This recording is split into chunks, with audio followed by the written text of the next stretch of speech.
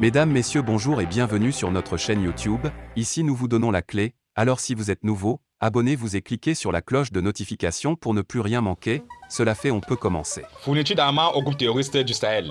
Des pays occidentaux démasqués par Amnesty International. Les pays du Sahel en général sont depuis un certain temps menacés par une crise sécuritaire sans précédent. Et l'on ne dit pas le contraire en jetant un regard croisé sur le cas du Mali qui dépasse l'entendement. Mais cette crise sécuritaire s'avère être un complot orchestré par des pays occidentaux, avec en leur tête la France, juste pour tenter de déstabiliser les pays du Sahel, dont le Mali, en fournissant des armes aux groupes terroristes pour profiter des ressources économiques de ces pays. Sale temps pour la France, qui depuis un certain temps cherche à se blanchir ou à s'innocenter face aux accusations portées à son encontre, en ce qui concerne son implication dans la promotion du terrorisme au Sahel et au Mali en particulier.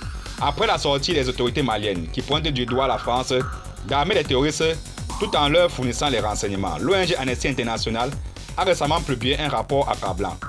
Même si certains voient la démarche de l'ONG en question d'un mauvais œil et doutent de sa sincérité, puisque les révélations faites dans le dit rapport ne leur semblent pas nouvelles, car sont connues de tous.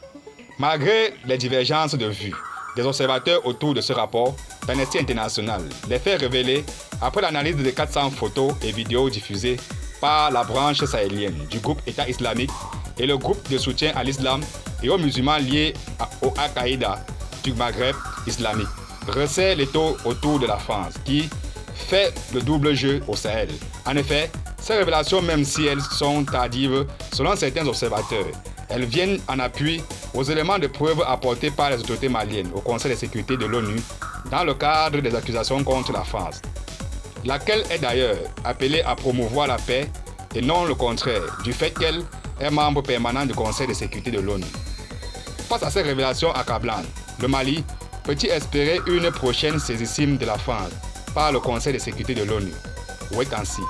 Merci de nous avoir suivis et surtout, abonnez-vous à la chaîne pour ne plus rien manquer.